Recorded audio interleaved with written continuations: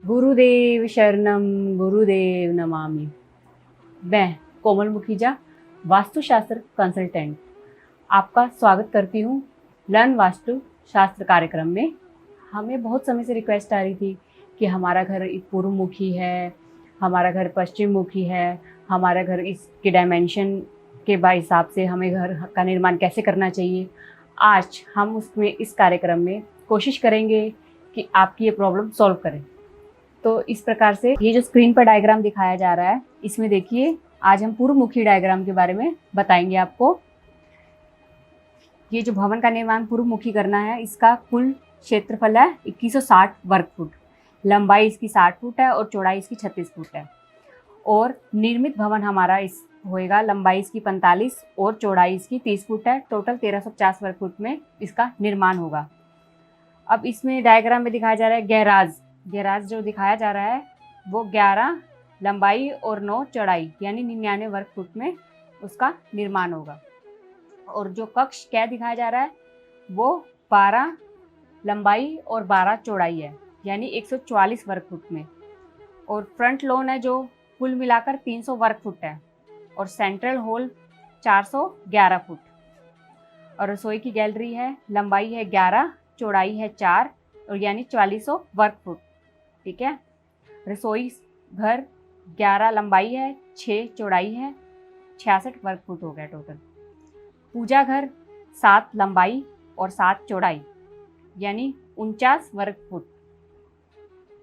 अब इसमें 2 बाथरूम हैं, एक को जिसकी लंबाई 7 और चौड़ाई भी 7 यानी 49 वर्ग फुट का, जो दूसरा है 7 लंबाई और 5 चौड़ाई 35 वर्ग फुट का। अब बात करेंगे कक्ष ख की। ये इसकी लंबाई 11 और चौड़ाई भी 11, 121 वर्ग फुट। तो ये जो कक्ष ग है ये 12 लंबाई और उसकी चौड़ाई 12, 144 वर्ग फुट। और कक्ष घ है जिसकी लंबाई 12 और चौड़ाई 12 यानी 144 वर्ग फुट। और जो सीढ़ियाँ हैं वो 3 फुट चौड़ी। अब इसके बारे में हम विवरण देंगे इसका। पूर्वमुखी वास्तुशास्त्रीय नियमों के आधार पर इसको हम इस प्रकार से बांट सकते हैं और इसका विवरण इस प्रकार से है। इसमें जो नैऋत्य उठा हुआ है ढाल पश्चिम उत्तर है, जो पूर्व की ओर अधिक है, स्मश जल निकासी पूर्व उत्तर की ओर होगी। और दूसरे पॉइंट के बारे में बात करें, सभी कक्ष प्राचीन वास्तुशास्त्र के नियमानुसार होंगे। इसमें डाइनिंग हॉल ब्रह्म स्थान में है जो प्राचीन काल में आंगन कहा जाता था। सभी द्वार निर्दिष्ट स्थान पर हैं। ईशान कोण में जल स्रोत है और यह भूमि एवं भवन में खुला हुआ है। पूजा घर का रुख भी इसी प्रकार है। और शौचालय और स्नान घर के पानी की निकासी उत्तर पूर्व में है, यह भी निर्दिष्ट स्थानों पर बने हुए हैं। अब आग्नेय कोण पर गैराज और रसोई है और वायव्य कोण पर कक्ष बनाए गए हैं। इससे क्या परिणाम होगा इसका? इस प्रकार के भवन से हमें स्वास्थ्य लाभ होगा, आर्थिक समृद्धि होगी, योग्य संतान होगी, वंश वृद्धि होगी, प्रसन्नता और सर्व पर उन्नति प्राप्त होगी। इस भवन में निवास करने वाले प्रत्येक व्यक्ति को भौतिक सुख अवश्य प्राप्त होगा। इसी तरह से हम दूसरे डायग्राम के बारे में जो स्क्रीन पर दिखाया जा रहा है उसकी बात करेंगे। ये टोटल 45 फुट और 30 फुट चौड़ाई में बना हुआ है, यानी कि इसकी लंबाई 45 है और चौड़ाई 30 फुट है और ये टोटल 1350 वर्ग फुट में है। और इसका निर्मित भवन में जो क्षेत्रफल होगा उसकी लंबाई होगी 36 फुट और चौड़ाई होगी 24 फुट और कुल क्षेत्रफल होगा 864 वर्ग फुट। और इसके बारे में जो कक्ष क है, ख है और ग है उसकी लंबाई होगी 12, चौड़ाई होगी 12 यानी 144 वर्ग फुट में रेडी होगा। और फ्रंट बरामदा 12 लंबाई और 7 चौड़ाई यानी 84 वर्ग फुट में तैयार हो जाएगा। और जो फ्रंट लॉन है 30 लंबाई और 7 चौड़ाई 210 वर्ग फुट। और रसोई घर है 7 फुट यानी लंबाई इसकी 7 और चौड़ाई इसकी 7 और 49 वर्ग फुट में रेडी होगा।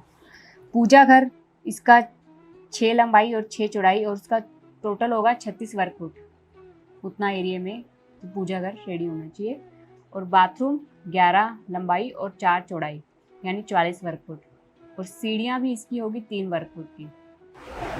इसमें भी इसके जो विवरण है इसका ये है कि नैऋत्य कोण उठा हुआ होगा, ढाल पश्चिम उत्तर में होगी और पूर्व की ओर अधिक होगी। ठीक है। इस प्रकार भवन में भी समस्त जल निकासी पूर्व उत्तर की ओर है और सभी कक्ष प्राचीन वास्तुशास्त्र के नियमों के अनुसार बने हुए हैं। सभी द्वार निर्दिष्ट स्थान पर स्थापित हैं। ईशान कोण में जल स्रोत है और यह भूमि एवं भवन में खुला हुआ है। पूजा घर भी ईशान कोण में ही स्थित है। आग्नेय कोण में गैराज रसोई है और वायव्य कोण में कक्ष को स्थापित किया गया है। शौचालय एवं स्नान घर के पानी की निकासी उत्तर पूर्व में रखी गई है और इन्हें भी निर्दिष्ट स्थानों पर बनाया गया है। अब इन सबको इस तरह से बनाने से इसका परिणाम हमारे को क्या मिलेगा? इसमें रहने वाले व्यक्तियों को स्वास्थ्य लाभ मिलेगा, प्रसन्नता रहेगी, आर्थिक और भौतिक समृद्धि होगी, योग्य संतान होगी, वंश वृद्धि का और हर तरफ से सुख ही सुख प्राप्त होगा। अब हम इसी तरह से एक तीसरा एग्जाम्पल भी देते हैं। जैसे इसका भूमि का टोटल क्षेत्रफल है 1728 वर्ग फुट। इसकी लंबाई है 48 फुट और चौड़ाई है 36 फुट। निर्मित भवन का क्षेत्रफल, अब यानी कि इसमें जो निर्माण होगा जिस एरिया में उसका क्षेत्रफल होगा टोटल 1170 फुट। लंबाई होगी 39 फुट, चौड़ाई होगी 30 फुट। अब इसको हम निर्माण करेंगे। इसका विवरण इस प्रकार से है। जो कक्ष क है, ख है, ग है, जो इसमें डायग्राम में दिखा रहे हैं, वो उसकी लंबाई 12 और चौड़ाई 12 यानी 144 वर्ग फुट में हर एक कक्ष रेडी हो जाएगा। और सेंट्रल हॉल होगा 440 वर्ग फुट का। और गैराज होगा, लंबाई होगी उसकी 11, चौड़ाई होगी 8 यानी 88 वर्ग फुट में ये रेडी हो जाएगा। फ्रंट लॉन कुल मिलाकर होगा 208 वर्ग फुट। फ्रंट बरामदा होगा, लंबाई होगी उसकी 12, चौड़ाई होगी 7 यानी 84 वर्ग फुट। रसोई घर होगा, लंबाई होगी 12, चौड़ाई होगी 6 यानी 72 वर्ग फुट। पूजा घर 7 लंबाई और 7 चौड़ाई यानी 49 वर्ग फुट। और बाथरूम और टॉयलेट, इसकी लंबाई होगी 8 और 5 चौड़ाई यानी 40 वर्ग फुट। सीढ़ियाँ होगी 3 वर्ग फुट। और इसको इस प्रकार से विवरण इस प्रकार से वास्तुशास्त्र के हिसाब से नैऋत्य कोण उभरा हुआ होगा, पश्चिम उत्तर ढाल होगी जो कि पूर्व की ओर अधिक होगी। इस भवन की समस्त जल निकासी पूर्व से उत्तर की ओर होगी। सभी कक्ष प्राचीन वास्तुशास्त्र के नियम के अनुसार निर्मित होंगे और द्वारों को उनके निर्दिष्ट स्थान पर ही स्थापित किया जाएगा। ईशान कोण में जल स्रोत है और यह भूमि एवं भवन में खुलता है। आग्नेय कोण पर गैराज स्थापित किया गया और वायव्य कोण में कक्ष, शौचालय और स्नान घर के पानी की निकासी उत्तर पूर्व में रखी गई है, जो निर्दिष्ट स्थान पर बने हैं। अब इस तरह से भवन निर्माण करने से इसका परिणाम होगा कि इस भवन को स्वामी को आर्थिक भौतिक सुख की प्राप्ति होगी, धन में कभी कमी नहीं आएगी, सम्मान में वृद्धि होती रहेगी, संतान स्वस्थ रहेगी, निरोगी बनी रहेगी और स्वयं का स्वास्थ्य भी बना रहेगा। स्त्री सुख मिलेगा, संतान की शिक्षा पर अधिक ध्यान होगा, चाहे वो पुत्र हो या पुत्री हो। अब हम इसी तरह से एक और भूमि का, इसमें कुल क्षेत्रफल होगा 904 वर्ग फुट। ये इसकी लंबाई होगी 36 फुट और चौड़ाई होगी 24 फुट।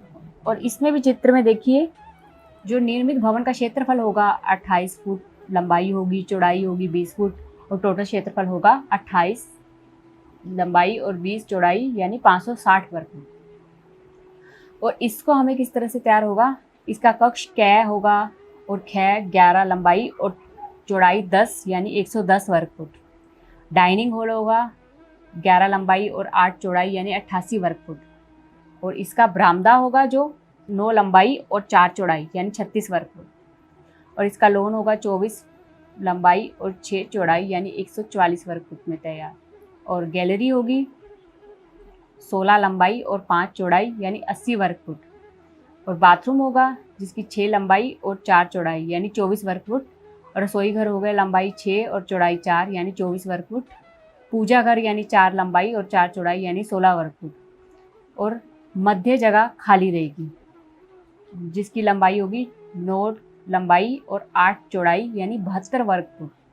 और इस भवन में कक्ष जो क है आग्नेय कोण पर तथा मध्य में स्थित है, और कक्ष ख नैऋत्य कोण पर स्थित है। ईशान कोण में पूजा घर स्थित है। वास्तु नियमों के अनुसार रसोई घर को पूजा व बाथरूम के मध्य में रखा गया है, और इसके अंदर आग्नेय कोण पर भोजन बनाया जा सकता है। भोजन बनाने वाले की मुंह पूर्व दिशा की ओर होगी। आग्नेय कोण में ही टॉयलेट और बाथरूम स्थित है। ईशान कोण में पूर्व दिशा में स्थित वास्तु नियमों के अनुसार भूमि छोड़ी गई है, और मध्य में खाली जगह वायव्य कोण में छोड़ी गई है। और इस भवन का निर्माण इस दृष्टि से है, इसमें सब जगह उत्तम लाभ होगा और गृह स्वामी को सभी प्रकार से सुख प्राप्त होगा। और अभी हम अगले इसके डायग्राम की तरफ बढ़ते हैं। इसका कुल क्षेत्रफल होगा 45, इसकी लंबाई होगी, चौड़ाई इसकी 30 फुट होगी, और टोटल क्षेत्रफल होगा 1350 वर्ग फुट। और इसको निर्माण का क्षेत्रफल होगा, इसकी लंबाई 36 फुट होगी, चौड़ाई इसकी 24 फुट होगी। ये टोटल 864 वर्ग फुट में तैयार होगा। और इसका विवरण भी इस प्रकार से है। कक्ष क होगा जो इसके अंदर डायग्राम में दिखाया जा रहा है, ख ग, ये 12 लंबाई और 12 चौड़ाई यानी 144 वर्ग फुट में रेडी होगा। और फ्रंट बरामदा, इसकी लंबाई होगी 11, चौड़ाई होगी 8, 88 वर्ग फुट में इसका फ्रंट बरामदा होगा। लॉन होगा 30, लंबाई और चौड़ाई 6 यानी 180 वर्ग फुट। रसोई घर लंबाई 11, चौड़ाई 5 यानी 55 वर्ग फुट, और बाथरूम 11 लंबाई और 4 चौड़ाई यानी 40 वर्ग फुट। सेंट्रल हॉल 24 लंबाई और 14 चौड़ाई यानी 336 वर्ग फुट। और इसमें कक्ष क आग्नेय कोण के बराबर में तथा रसोई घर बिल्कुल आग्नेय कोण में स्थित है। अतः इसमें वास्तुशास्त्र नियमानुसार रसोई की इसी जगह को उचित समझा जाता है। और जो कक्ष ख और ग नैऋत्य व वायव्य कोणों में स्थित है। सेंट्रल हॉल आयताकार बनाकर वास्तु नियमों का पालन किया गया है, जो कि उत्तर दक्षिण की ओर है। नलकूप की अपनी जगह ईशान कोण में होती है, अतः इसको वास्तु नियमों के आधार पर ईशान कोण में ही रखा गया है। टॉयलेट बाथरूम को वास्तु नियमों के आधार पर नैऋत्य व वायव्य कोण के मध्य स्थापित किया गया। और इस तरह से निर्माण करने पर जो निर्मित भवन शुभ माना जाता है। इसका गृह स्वामी सदा सुख संपन्न रहता है, और पूर्व की ओर भवन का मुख्य द्वार होने के कारण सूर्य की किरणें प्रातः काल के समय घर में प्रवेश करती है, अतः इसका प्रभाव गृह स्वामी पर अवश्य पड़ेगा। अर्थात स्वामी को कभी कभी क्रोध आना आवश्यक है, और उसके स्वभाव में कुछ गर्मी का अनुभव जरूर होगा, परंतु गर्मी सीमा के बाहर कभी नहीं होती है। अभी हमने बात की थी पूर्वमुखी प्लॉट के बारे में, और इसको हमने अच्छे से डायग्राम में समझाने की कोशिश की। और अगले अध्याय में हम बात करेंगे पश्चिम मुखी प्लॉट के बारे में। अभी के लिए इतना ही। धन्यवाद।